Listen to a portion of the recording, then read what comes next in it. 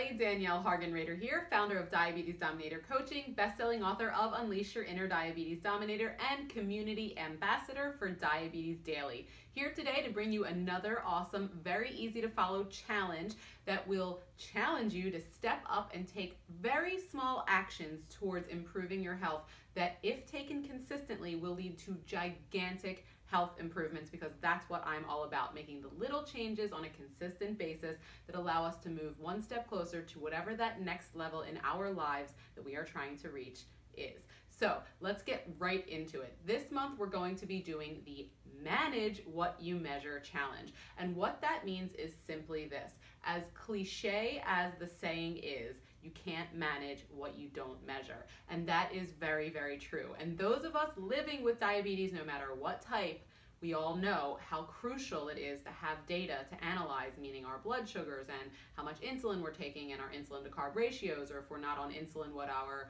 pill dosages are. All of these things are things we need to be able to measure so that we can best manage them and live our best lives. So I am going to suggest what I believe are the top two easiest and most important things that we can measure in our day-to-day lives that will give the most benefit to our overall health, our overall energy levels, our overall vibrancy, our overall feelings of allowing our bodies to have what they need in order to give us what we want, which is energy and feeling good and better blood sugars and all of these things. So these two things I'm going to suggest, but I'm going to challenge you to really just manage or measure one thing today. Whatever day this is that you're watching this video, pick one thing to measure today, just so you can kind of set a baseline for where you are. Because often, as a nutritionist and as a certified personal trainer and all of these things that I do, I have people come to me and I ask them what they've eaten in the last 24 hours.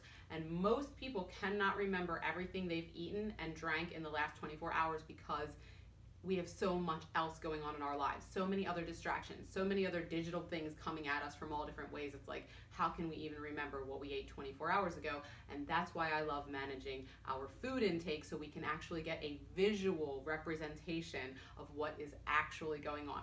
So my challenge to you is to measure one thing today. And my top two suggestions for those things are: one, water intake, or two, nutrition intake. So whether that means just getting yourself a water bottle, or counting how many cups of water you have, or whatever that is. Just keep a tick mark on a piece of paper every time you drink 8 ounces or 10 ounces or whatever it is. Just put a little tick mark and keep a track of that, because in order for us to give our body what it needs to really thrive, hydration is at the very tippy top of that level of importance.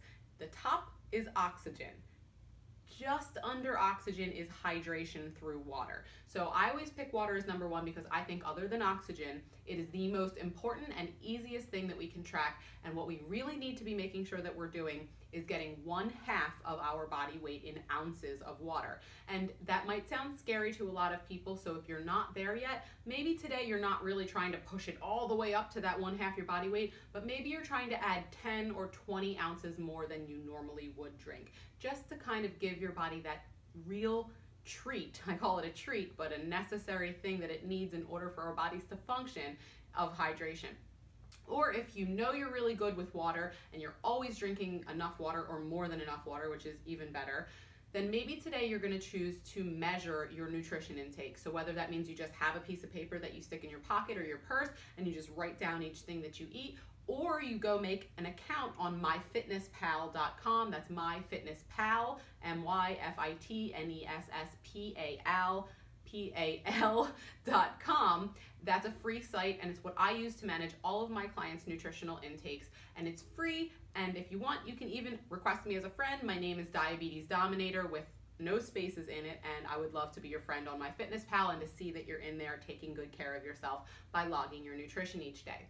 So these are things that are super simple and that in reality probably take no more than 5 minutes extra out of our whole day, but that 5 extra minutes of self-love and self-care through nutrition and hydration can make the hugest differences overall if we keep consistent with them. So just for today, 1-day challenge: measure your water intake or measure your nutrition intake, and allow that information and that awareness that you gain from where you are shape your decisions moving forward. So Challenge action item number 1, pick one thing to measure, nutrition or hydration.